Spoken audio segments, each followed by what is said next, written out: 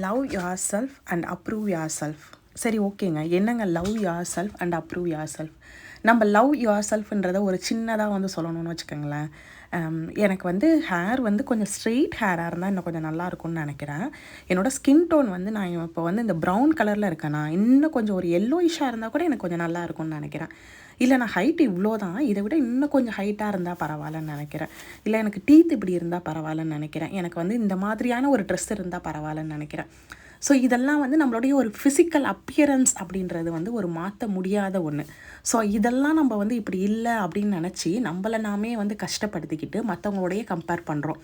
அப்போ நான் எப்படி இருக்கணும் அப்படின்றத வந்து நான் அக்செப்ட் பண்ணிக்கலை. நான் வந்து இன்னொருத்தவங்களோட கம்பேர் பண்ணி நான் என்னையே நானே ஹர்ட் பண்ணிக்கிறேன். நம்ம யாரும் சினி ஃபீல்ட்லேயோ இல்லை வந்து நம்ம பிளாஸ்டிக் சர்ஜரி பண்ணி நம்மளுடைய அப்பியரன்ஸ், நம்மளுடைய ஃபீச்சர்ஸை வந்து மாற்றிக்கணும், இல்லை வந்து நம்மளுடைய ஸ்கின் டோனை இன்க்ரீஸ் பண்ணணும் அப்படின்ற மாதிரியெல்லாம் நம்ம யாருமே எஃபர்ட் வந்து எடுக்க மாட்டோம். ஸோ நம்ம என்ன பண்ணணும், இதுதான் நான், இப்படி தான் நான், எனக்கு நான் அழகு அப்படின்றத ஃபஸ்ட்டு கான்ஃபிடென்ஸ் நம்ம வந்து கொண்டு வரணும். ஓகே, நிறையா பேருக்கு வந்து நான் வந்து ரொம்ப அழகாக இருக்கேன் அப்படின்ற ஒரு கான்ஃபிடென்ட் இருக்கும். Maybe like some inferiority complex இல்லாமல் கூட இருக்கலாம். அதை நான் ரியலாகவே அப்ரிஷியேட் பண்ணுறேன். ஓகே, இன்ஃபீரியாரிட்டி காம்ப்ளெக்ஸ் இல்லை உங்களுக்கு. நீங்கள் இங்கேருந்து ஒரு இடத்துக்கு போகிறீங்க, ஒரு என்ன சொல்கிறது, சே ஃபார் எக்ஸாம்பிள் ஒரு கல்யாணத்துக்கு போகிறீங்க, ரொம்ப அழகான உங்களுக்கு ரொம்ப பிடிச்ச ஒரு பட்டு புடவை கட்டிக்கிட்டு, இல்லை உங்களுக்கு ஒரு பிடிச்ச அவுட்ஃபிட் போட்டுட்டு நீங்கள் வந்து அந்த ஃபங்க்ஷனுக்கு ரொம்ப ஹாப்பியாக போகிறீங்க.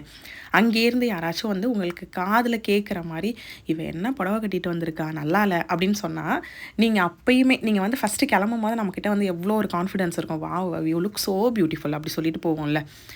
அப்படி போயிட்டு இந்த மாதிரியான ஒரு வார்த்தைகளை வந்து நீங்கள் கேட்குறீங்க அப்படின்னும் போது உங்களுக்கு நமக்கு எவ்வளோ தூரம் கான்ஃபிடென்ஸ் லெவல் வந்து கம்மியாகும் சொல்லுங்கள். இருந்தாலும் வந்து ஒரு வேளை நல்லா இல்லையோ அப்படின்ற மாதிரி அப்போ வந்து நீங்கள் அதுக்கு முன்னாடி கேரி பண்ணிக்கிட்டு இருந்த அதே கான்ஃபிடென்ஸை அதுக்கப்புறமும் நீங்கள் கேரி பண்ணுவீங்களா? டக்குன்னு சொல்லாதீங்க, நான் வந்து போய் சண்டை போடுவேன், இல்லை அவங்க பொறாமையில் சொல்லுவாங்கன்னு நினச்சிக்குவேன் அப்படின்லாம் வந்து கரெக்டு தான். அதெல்லாம் நம்ம வந்து அடிஷ்னலாக நம்ம திங்க் பண்ண வேண்டியது. பட் ஃபஸ்ட்டு திங் நமக்கு வந்து என்ன ஆகும், நம்மளுடைய எமோஷ்னலாக நமக்கு வந்து லிட்டில் பிட் டவுன் ஆகும். நம்மளுடைய கான்ஃபிடென்ஸ் லெவல் வந்து லிட்டில் பிட் கம்மியாகும். ஆனால் இந்த இடத்துல நம்ம என்ன பண்ணணும்னா, இல்லை, எனக்கு பிடிச்ச அவுட்ஃபிட்டை நான் போட்டிருக்கேன், எனக்கு பிடிச்ச மாதிரி நான் இருக்கேன், I am caring my own confident, I carry my self very good அப்படின்ற மாதிரி நம்ம வந்து மூவ் ஆன் பண்ணணும். நான் தான் வந்து இந்த இடத்துலையே வந்து கைண்டஸ்ட் பர்சன், நான் வந்து ரொம்ப ஸ்மார்ட்டஸ்ட் பர்சன், நான் வந்து ரொம்ப டேலண்டட் அப்படின்னு நம்ம இருந்தால் கூட நம்மளை வந்து கிரிட்டிசைஸ் பண்ணுறதுக்கு யாராச்சும் ஒருத்தவங்க இருப்பாங்க. நம்மளால் வந்து எல்லாத்தையுமே எல்லா டைம்லேயுமே வந்து சாட்டிஸ்ஃபை பண்ணவே முடியாது. நீங்கள் வந்து யூ பி கைண்ட், உன்கிட்டேருந்து இன்னும் கைண்ட்னஸ் எக்ஸ்பெக்ட் பண்ணிக்கிட்டே தான் இருப்பாங்க. நீங்கள் வந்து கண்டிப்பாக நீங்கள் வந்து உங்களுடைய 100% எஃபர்ட்டை கொடுத்து நீங்கள் ஒரு பர்டிகுலர் ஒர்க்கை வந்து சூப்பராக பண்ணியிருப்பீங்க. அதையும் வந்து கிரிட்டிசைஸ் பண்ணுறதுக்கு யாராச்சும் இருப்பாங்க. அப்போ நமக்கு வந்து யார் வந்து உங்களை சாட்டிஸ்ஃபை பண்ணணும், it should not be the XYZ. உங்கள் மேனேஜர் கிடையாது, உங்களுடைய மாமியார் கிடையாது, உங்களுடைய மாமனார் கிடையாது, உங்கள் அண்ணன் தம்பி யாருமே கிடையாது. ஃபஸ்ட்டு வந்து உங்களுக்கு ஒரு கான்ஃபிடென்ஸ் வரணும். ஓகே, நான் பண்ணது வந்து கரெக்டு, நான் பண்ணது வந்து தெளிவாக தான் பண்ணியிருக்கேன், என்னோட 100% எஃபர்ட்டை போட்டு நான் வந்து கொடுத்துருக்கேன், அதுக்குன்னு நான் பண்ணுறதெல்லாம் தப்பாக பண்ணிவிட்டு நான் தான் கரெக்டு அப்படின்ற மாதிரி இருக்கக்கூடாது. உங்களுக்கு வந்து இது வந்து கரெக்டான ஒரு ரிசல்ட்டை கொடுத்துருக்கு, நீ கரெக்டான ஒரு எஃபர்ட்டை போட்டிருக்கீங்க அப்படின்ற பட்சத்தில் வந்து நீங்கள் வந்து மற்றவங்க இதை வந்து அப்ரூவ் பண்ணணும். மற்றவங்க இதை பார்த்து, நான் வீடு அன்னைக்கு நான் தொடச்சிட்டேன்ப்பா, எங்கள் மாமியார் வந்து பார்த்து எனக்கு வந்து பெருமையாக நல்லா இருக்குது அப்படின்னு சொல்லணும்னு நீங்கள் நினச்சிங்கன்னா, உங்களுடைய சந்தோஷத்தை வந்து யாரோட கையில் கொடுக்குறீங்க, உங்களுடைய மாமியாரோட கையில் கொடுக்குறீங்க. இல்லை, ஒரு ப்ராஜெக்டை நான் வந்து சக்ஸஸ்ஃபுல்லாக முடிச்சிட்டேன், அது உண்மையிலேயே வந்து டெலிவரி வந்து ரொம்ப ரொம்ப சக்ஸஸ்ஃபுல்லாக முடிஞ்சிருச்சு, அப்போ அதுக்கு வந்து நான் ஒரு அப்ரிஷியேஷன் நான் வெயிட் பண்ணிக்கிட்டே இருந்தேன்னா என்ன பண்ணுறது? உங்களுக்கு வந்து அந்த சக்ஸஸுடைய ஒரு டேஸ்ட்டே உங்களால் சுவைக்கவே முடியாது. மேனேஜர் வந்து வேறு ஏதாச்சும் ஒரு ஒர்க்கில் இருக்கலாம், இல்லை வந்து அவர் வந்து வேறு ஏதோ ஒரு ரீசனால் உங்களுக்கு வந்து ஓகே சூப்பர் அப்படின்னு சொல்லாமல் கூட போயிருக்கலாம். ஆனால் நம்ம என்ன பண்ணுவோம், நமக்கு நம்ம அவ்வளோ தூரம் எஃபர்ட் போட்டு அந்த சக்ஸஸ் பண்ணதையே மறந்துட்டு மேனேஜர் விஷ் பண்ணலை, மேனேஜர் வந்து கங்க்ராட்ஸ் பண்ணலை அப்படின்ற ஒரு கவலையில் இருப்போம். இந்த மாதிரி உங்களுடைய ஒரு சந்தோஷத்தையோ இல்லை வந்து உங்களுடைய வேலிடேஷனையோ மற்றவங்க வந்து வேலிடேட் பண்ணி கரெக்டாக இருக்கணும்னு சொல்லணும்னு நினச்சிங்க அப்படின்னா உங்களால் வந்து மூவ் ஆன் பண்ணவே முடியாது. ஸோ ஃபஸ்ட்டு திங் வந்து என்னதுன்னா, நீங்கள் வந்து லவ் பண்ணணும் உங்களையே. ரெண்டாவது திங் வந்து என்னதுன்னா, you have to approve your self. இப்போ உங்கள் பேர் வந்து ஏதோ ஒரு நித்யா, வித்யா அப்படின்னா, வித்யா ஐ லவ் யூ வித்யா அப்படின்னு சொல்லி பாருங்களேன். கொஞ்சம் கண்ணை மூடிட்டு Vidya I love you so much அப்படின்னு சொல்லி பாருங்களேன். அது வந்து உண்மையிலேயே உங்களால் நீங்களே வந்து ரியலைஸ் பண்ணி அதை பண்ணி பாருங்களேன்.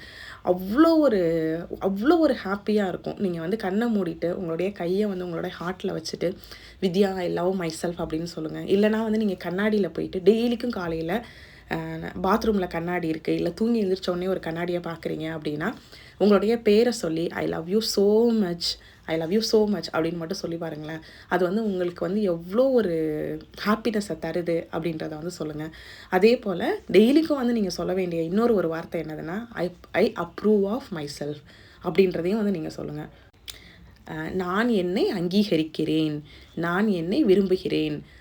நான் சொல்லணும் அப்படின்னா Vidya I love you so much Vidya, Vidya I approve yourself அப்படி சொல்லுவேன். ஒரு சில டைம் வந்து வித்யா நான் வந்து உன்னை ரொம்ப காயப்படுத்தியிருக்கேன் சின்ன வயசுலலாம், இல்லை இதுக்கு முன்னாடி நான் எதுக்காக ஃபீல் பண்ணியிருக்கேன், அதுக்காக நான் வந்து நிறையா விஷயங்களுக்கு நம்ம வந்து கவலைப்படுறோம், அழுகிறோம், இல்லை வந்து உட்காந்து டே அண்ட் நைட்டாக வந்து நம்ம கவலைப்படுறோம். அப்போ இன்டர்ன் வந்து யாரை ஹர்ட் பண்ணுறோம், நம்மளே வந்து ஹர்ட் பண்ணிக்கிறோம்.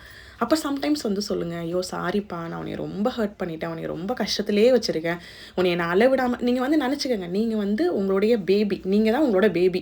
இப்போ என்னோட பேர் வந்து வித்யானா, நான் வந்து இப்போ பேசுகிறேன், நான் பேசும்போது எனக்கு வித்யான்றது என்னோட சைல்டு, என்னோட இன்னர் சைல்டு.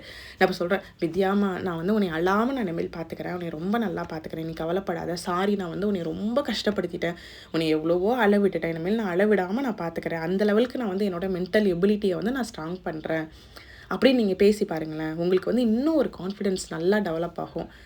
ஸோ இப்போதைக்கு நம்ம வந்து இந்த 2 மட்டும் நம்ம வந்து கையில் எடுத்துக்கலாம். இந்த 2026 நியூ இயரில் ஃபஸ்ட்டு டேலேருந்து நான் வந்து I love my self and I am approving my self.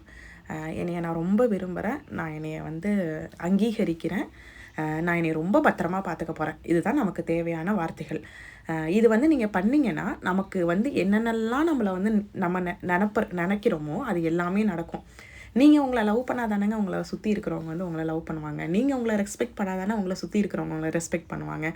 நீங்களே உங்களை வந்து ஒரு டவுட்டில் வச்சுருந்தீங்க அப்படின்னா மற்றவங்க எப்படி உங்களை வந்து கான்ஃபிடென்ஸாக வந்து பார்ப்பாங்கன்னு நீங்கள் நினைக்கிறீங்க?